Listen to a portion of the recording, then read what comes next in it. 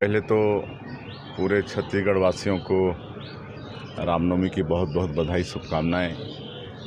और प्रत्येक रामनवमी में हमारे यहाँ निवास में 4 दिन का रामनवमी यज्ञ होता है, जिसमें महिषासुर मर्दनी की मूर्ति स्थापित करते हैं और हजारों की संख्या में जो दुर्गा देवी संत समाज है, भूयापानी महाराज श्री धनपति पंडित जी, उनके शिष्य लोग यहाँ पर आते हैं, 4 दिन तक रहते हैं और पूजा पाठ, भजन कीर्तन ये सब होता है।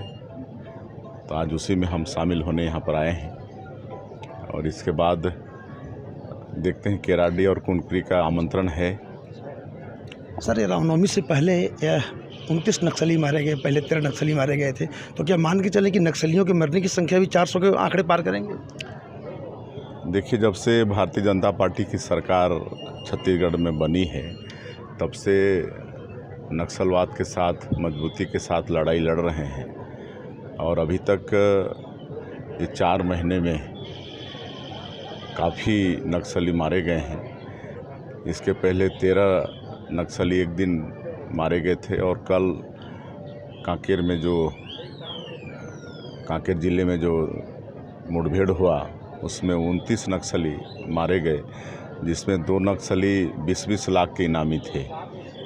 एक शंकर राव और एक महिला नक्सली, 20-20 लाख दोनों के ऊपर इनाम था और एक और महिला थी जिसके ऊपर 10 लाख का इनाम था।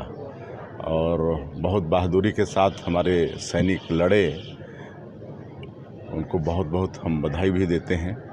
और हम लोगों की तरफ से मात्र 3 सैनिकों को गोली लगी है और तीनों को हम लोग रायपुर ले आए हैं और निजी अस्पताल में उनका अच्छा उपचार हो रहा है।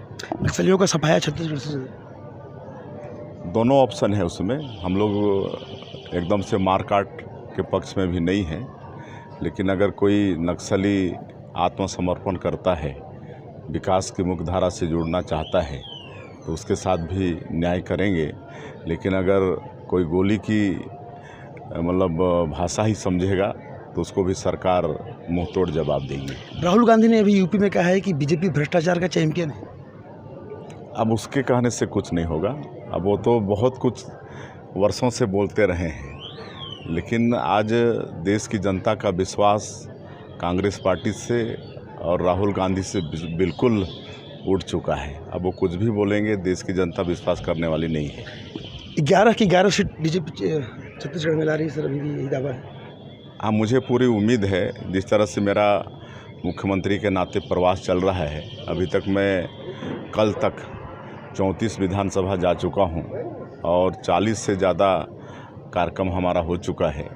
और जिस तरह से भीड़ आ रही है, जिस तरह से कार्यकर्ताओं में उत्साह देखने को मिल रहा है और जिस तरह से अभी 4 महीने में मोदी की गारंटी को हमारी सरकार ने पूरा किया है, चाहे वो 18 लाख प्रधानमंत्री आवास की बात हो या 2 साल का बकाया बोनस 12 लाख से ज़्यादा किसानों का 3716 करोड़ रुपया देने की बात हो, या 21 क्विंटल प्रति एकड़ धान खरीदने की बात हो, 3100 रुपये प्रति क्विंटल धान का कीमत, 24,72,000 से ज़्यादा किसानों को अंतर की राशि, 13,320 करोड़ रुपया एक मुश्त दे दिए।